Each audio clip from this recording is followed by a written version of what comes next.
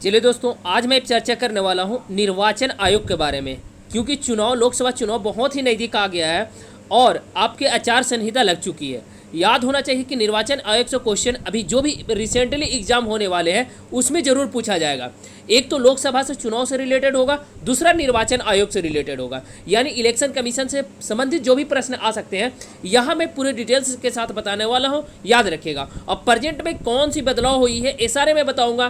कौन इसके अध्यक्ष है इलेक्शन कमीशन के, और निर्वाचन आयोग के कौन अध्यक्ष हैं, उनके 2 सदस्य और कौन से हैं और कितने सदस्य होते हैं, सारे मैं चर्चा करूँगा। कौन सा अनुच्छेद में बताया गया है, कौन से भाग में आता है, ये सारे मैं चर्चा यहाँ डिटेल से करने वाला हूँ। चलिए मैं बिना लेट के क्वेश्चन की ओर बढ़ता हूँ और साथ ही साथ टॉपिक की ओर बढ़ता हूँ। निर्वाचन आयोग को सशक्त बनाता है, कौन बनाता है पता होना चाहिए। अभी हाल ही में आपके अरुण गोयल ने, जो निर्वाचन आयुक्त थे, उन्होंने इस्तीफा देते हैं क्योंकि बिना कहे और बिना कोई स्पष्टीकरण के वे इस्तीफा देते हैं, जिसके कारण निर्वाचन आयोग में 3 सदस्य होते हैं।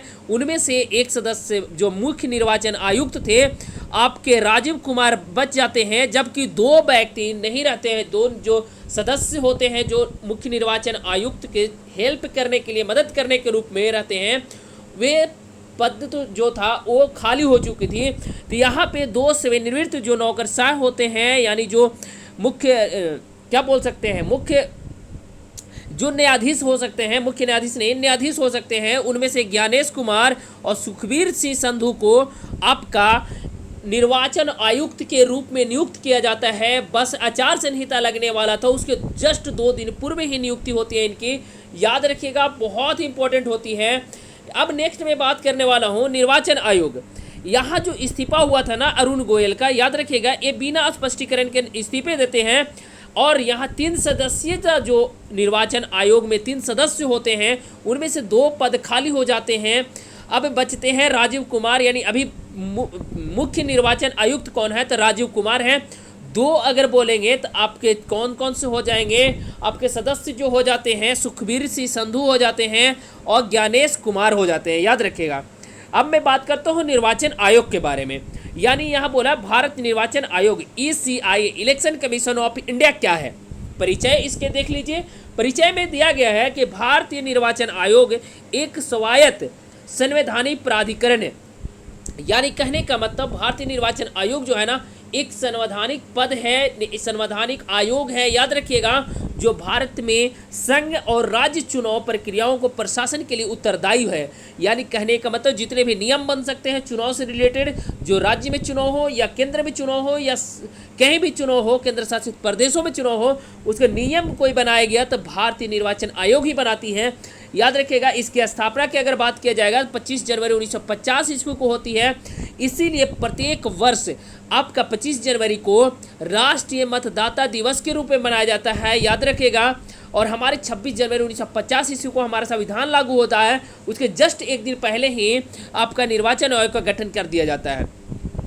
अब आगे मैं बातें करने वाला हूँ, जितने भी चुनाव होते हैं ना वो निर्वाचन आयोग के अनुसार ही करवाए जाते हैं, उनके जो नियम कायदे कानून होते हैं उसके अंतर्गत ही करवाया जाता है चुनाव, याद रखिएगा। अब पता होना चाहिए कि मैं केंद्र संघ और राज्य चुनाव बता दिया। यहाँ पंचायत चुनाव होते हैं, नगर पालिका जो चुनाव होते हैं ना, इसका जो चुनाव करवाने का जो मेन जो संघ होता है, कौन सा निर्वाचन आयोग करवाता है तो राज्य निर्वाचन आयोग करती है, याद रखिएगा, क्योंकि संघ निर्वाचन आयोग या इसका चुनाव नहीं करवाती पंचायत या नगर पालिका का, याद रखिएगा। अब यह संवैधानिक उपबंध जो दिया गया है हमारा भाग 15 में दिया गया है, याद रखिएगा।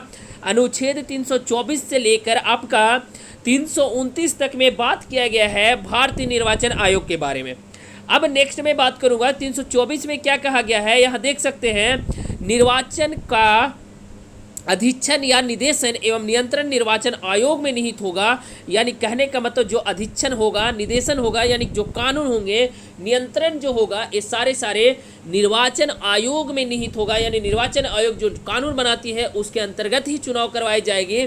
325 में बोला जाता है कि किसी धर्म के आधार पर या मूल वंश या जाति लिंग के आधार पर किसी विशेष निर्वाचन नियमावली या मतदाता सूची में सम्मिलित किए जाने का अपात्र नहीं होगा। यानी इसमें सम्मिलित किए जाने वाले दावा नहीं करेगा कि हम इस धर्म के हैं, हमें निर्वाचन इस क्षेत्र में हमको शामिल किया जाए, ऐसा नहीं किया जा सकता है। धर्म, जाति, लिंग या मूल वंश के आधार पर नहीं बांटा जाएगा, याद रखिएगा।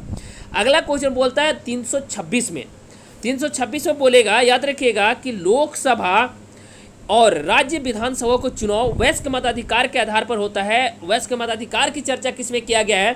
अनुच्छेद नंबर 324 में। निर्वाचन आयोग की चर्चा किसमें किया गया है? तो भाग 15 में किया गया, अनुच्छेद 324 में उसकी चर्चा की गई है, याद रखिएगा।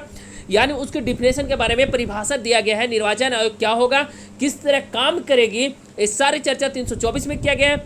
वयस्क मताधिकार की चर्चा की बात किया जाएगा, अनुच्छेद नंबर 326 में है।